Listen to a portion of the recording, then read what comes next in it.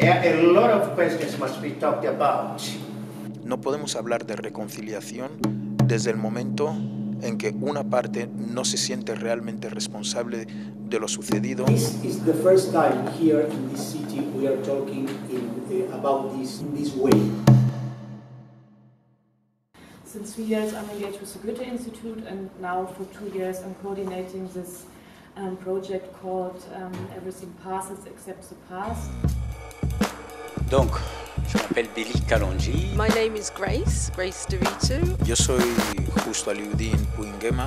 Ich bin Coco Azamede. Yo soy mexicana. My name is Dwayne Jethro. Ich bin Imnyaka Sururu Mboro. Carfa Diallo, je suis d'origine sénégalaise. Mi padre es de Camerún. I was raised in Spain. I have no connection whatsoever with the Spanish culture. En los últimos años ha habido como un gran resurgir del sentimiento colonialista español, una especie de nostalgia colonial aguda, y creo que es el momento en que los especialistas deben dejar claro que no hay ningún motivo para la nostalgia. Es geht jetzt nicht mehr darum, dass jeder den anderen von oben sieht, sondern dass wir wirklich auch uns in die Augen sehen und dann auch unsere gemeinsame Vergangenheit besprechen.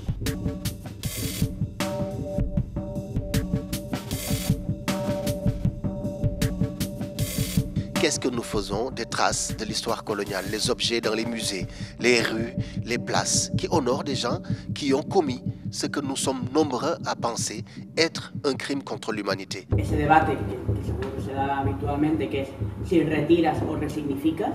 I observe in Hamburg is that now the historical museums want to decolonize themselves, but their teams are only white.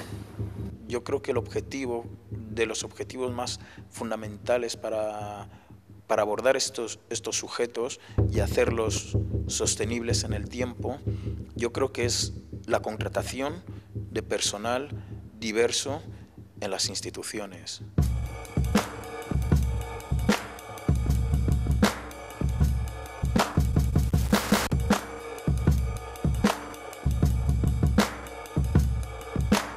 Es imperativo la construcción de estas redes, y es difícil construir las redes si no es a través de talleres de este tipo.